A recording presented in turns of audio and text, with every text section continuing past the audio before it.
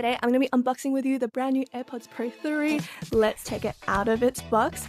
Honestly, in the beginning I thought maybe it wasn't as worthwhile as an upgrade, but I have found out there are some cool hidden features and that could improve your hearing and sound quality a lot. So if we open it up, you have here the information packet, all the papers, and then we have the case sitting inside like a pristine little egg right here. You unwrap it, take it out of its little packaging, and here it is.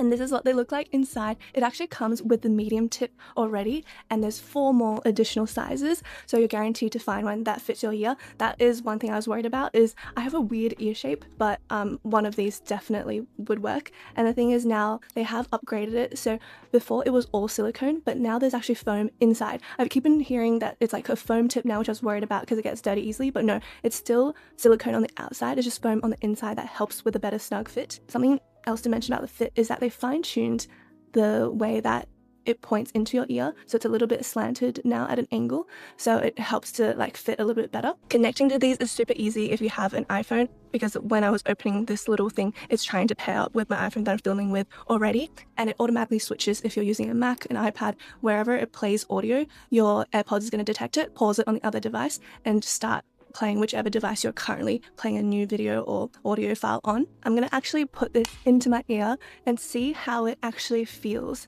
So if I put it on, the medium size feels a little bit big, but it's actually really snug. The reason why I had to upgrade to an AirPods Pro 3 is only because I lost my Pro 2. Otherwise, I wouldn't have bought this in the first place. The story behind how I lost it is actually pretty embarrassing.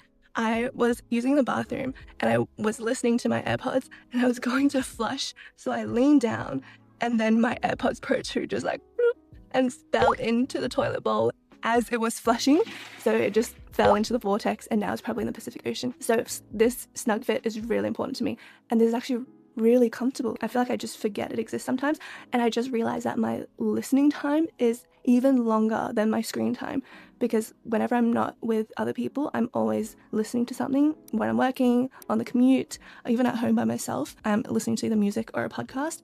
So I've realized like after around 4 hours or so with my Pro 2 and even my AirPods, like the original ones back in the day, it started hurting my ears a little bit. So what I started doing is I would listen in one ear and then I would take it out after a couple of hours and then start listening to the other ear, which you can do. And it saves battery time as well if you just switch it in and out. And I don't use active noise cancellation much before.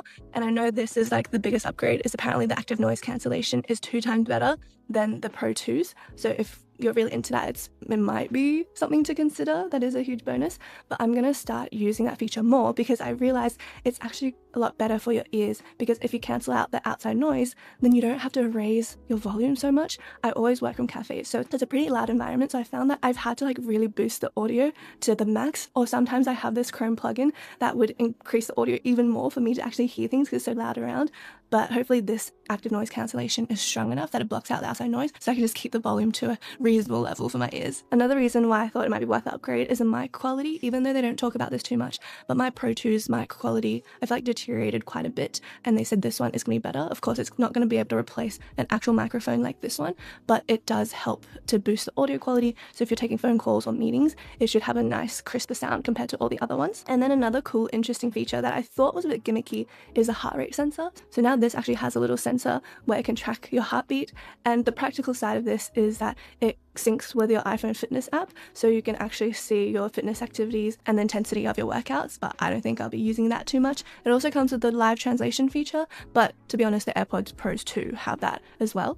So I'm going to be using this for the next couple of days and just seeing how it goes, but so far, just from like a comfort level and a fit level initially, I think it's better than the Pro 2. But to be honest, if you didn't lose your previous AirPods, you don't need to upgrade. But if you've been losing them, there is a feature which is Find My. So all of these, the case, the 2 earbuds, they have trackers inside, and they also have mics even in the case as well. So if you go to Find My iPhone, you can actually make them play sounds, and you can actually play it separately. So the left bud, right bud, and the case, and you can see their locations respectively as well. This feature is something they had in the Pro 2s as well, and it saved me so many times from losing them. Something else is on the side, you have this little loop where you can like pop in a keychain loop or something like that. I suggest just have it like attached to your wallet or something that you never lose. Finding the most practical thing that impacts us a lot is battery life. So it lasts up to 6 hours listening with active noise cancellation on, and up to 30 hours total with the charging case. And then 5 minutes of charge equals an hour of playback. So that is actually really good, because sometimes I forget to charge them, but I need them urgently. So I just pop them in for 5 minutes and I can listen to it for another hour. And full charge usually takes 1 to 2 hours. I found what I do to preserve battery life is I just listen and switch out one earbud with the other. Last thing to mention when it comes to charging is it does use the USB-C charger. Of course, you can also use the wireless charging mechanism. However, inside the box, it doesn't come with a USB-C charging cable, which is quite sad, because one of mine recently just broke and I was hoping this will give me another one, but no, it doesn't come with it. It just assumes that you are part of the Apple ecosystem. So my final verdict on this one is, if you have an AirPods already that's not broken and you don't lose them, I don't think you need to upgrade. But if you don't have one or you lost yours, try using the Find My iPhone feature first to locate it. Or if you really want to upgrade, go on Amazon to see if there's a sale, because I got mine on sale and it didn't end up being too much more pricier than the AirPod Pro 2. And overall, I'm really happy with the comfort and the fit, and I don't think I will lose this anymore. Fingers crossed. I'm gonna go and use these now, and I'll come back with a more in-depth review on how they feel a couple of weeks after. Take care, and if you enjoyed this unboxing video, I know you're also gonna love this one on the left right here. We also have a podcast version called the Brand Creator Podcast. Thank you so much for hanging out with me today, and I'll see you in the next one. Bye!